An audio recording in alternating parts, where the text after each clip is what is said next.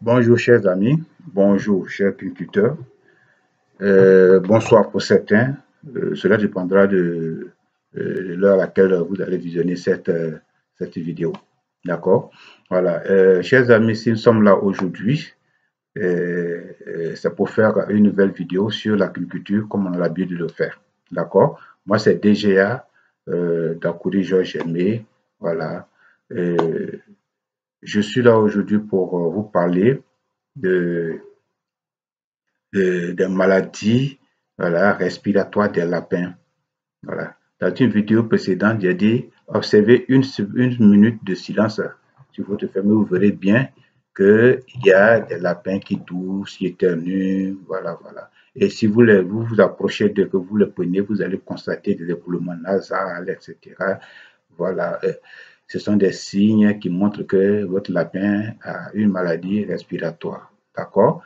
Maintenant, dans les familles, les maladies respiratoires, on va citer parmi celles-là, on va citer la pastérellose, on va citer le coryza, voilà.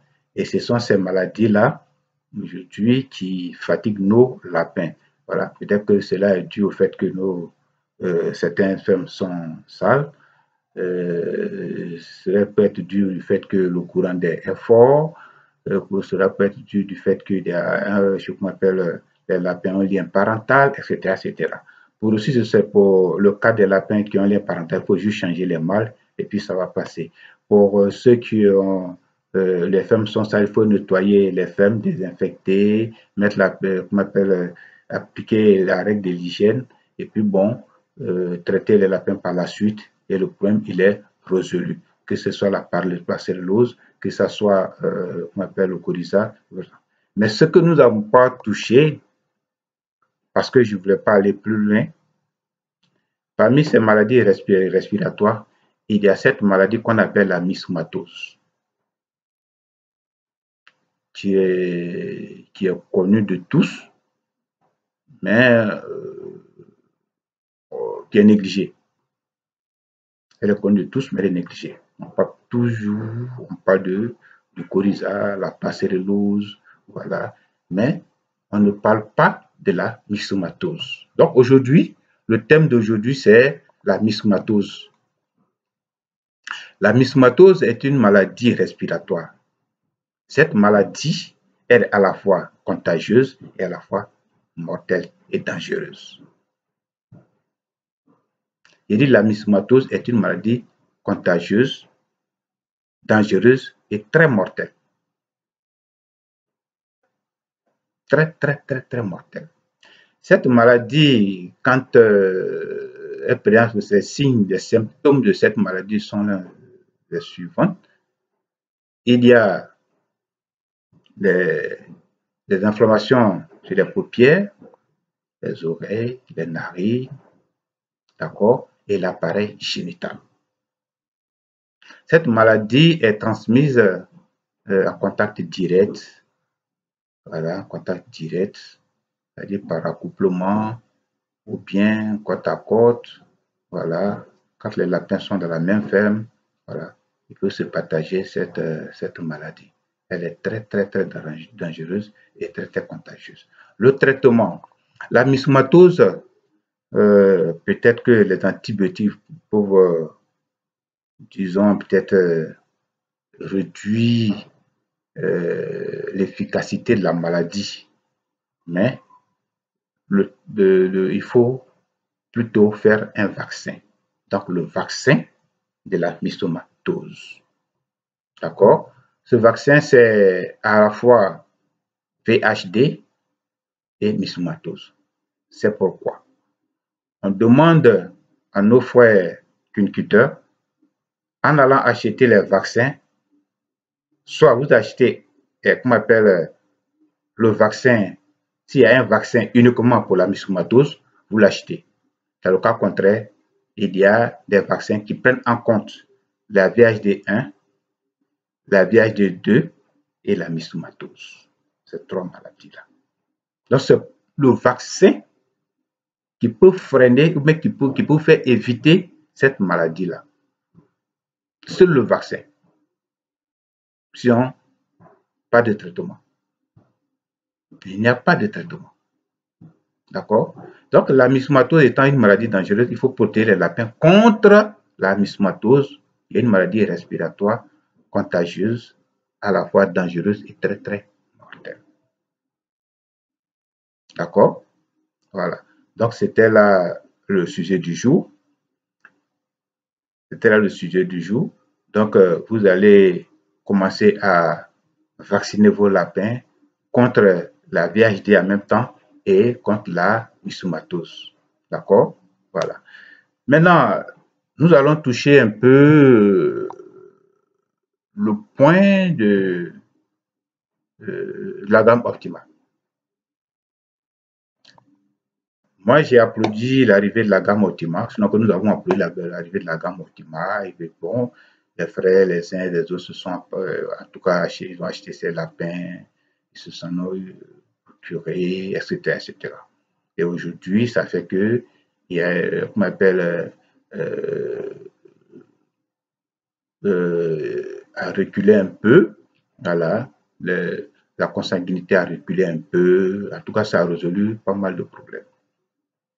Mais en même temps que ça a résolu ces problèmes-là, pas pour longtemps, juste pour un certain moment.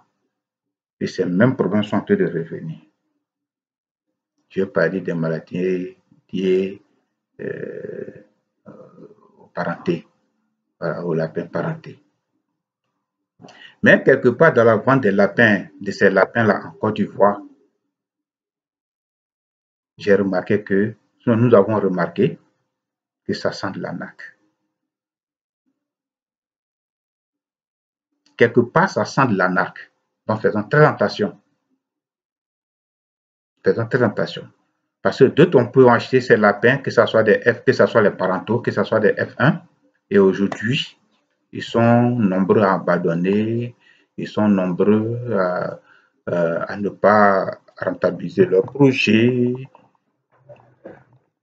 D'accord? À rentabiliser leur projet. Et vraiment, c'est dommage. C'est dommage. Surtout quand on parle de PS 119. Le PS 119, c'est un lapin de la grande race. La grande race. Et ce mâle-là a été vendu certains l'ont acheté pour accoupler les optimales, les femelles optimales.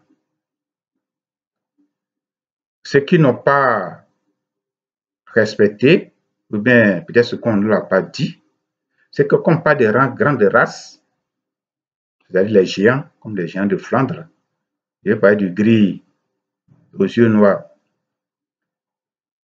ce sont les lapins qui se reproduisent à partir de 11 mois, voire 12 mois. Donc si on te l'a vendu à 3, 4, 5 mois, dis-toi que tu as encore 4 mois, 4 à 5 mois, tu as au moins 5 mois encore. 4 à 5 mois, oui. Parce que ça peut être de 11 mois. Donc, à partir de 5 mois jusqu'à 6 mois, qu'ils doivent se reproduire. Quand ils sont encore jeunes et vous les utilisez, mais c'est un lapin. Donc, il va accoupler les femelles, mais la majorité de ces femelles accouplées seront vides. Sinon, seront toutes vides. Parce qu'il n'est pas encore prêt pour l'accouplement. Il faut attendre encore, je dis bien 5 à 6 mois.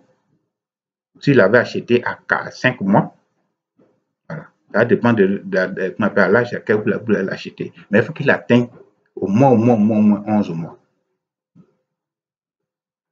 Et c'est un lapin, je vous rappelle que c'est un lapin qui est très très gras.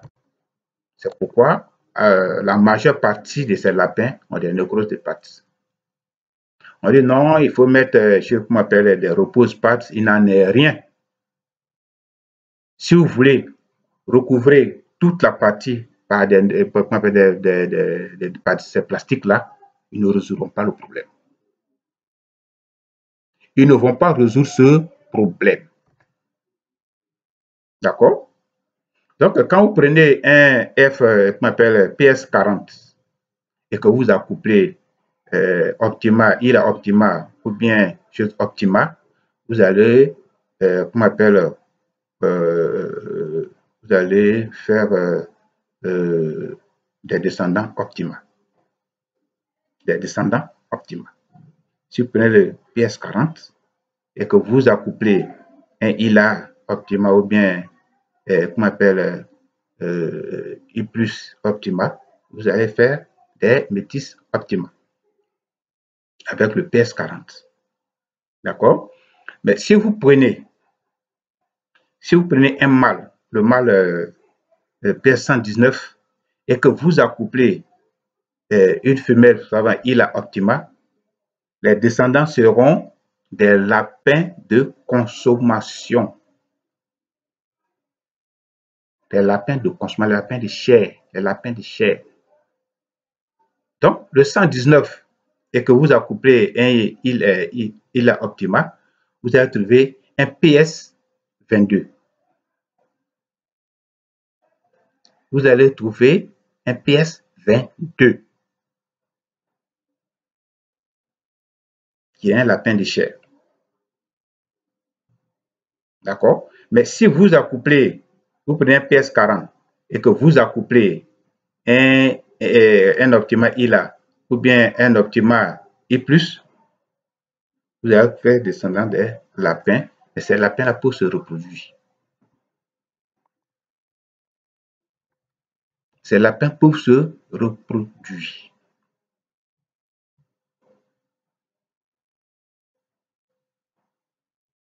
Voilà, chers amis, donc voilà un peu ce que je voulais vous dire aujourd'hui. J'espère que on a pris note. J'espère que cela va vous servir. Merci beaucoup et bonne journée.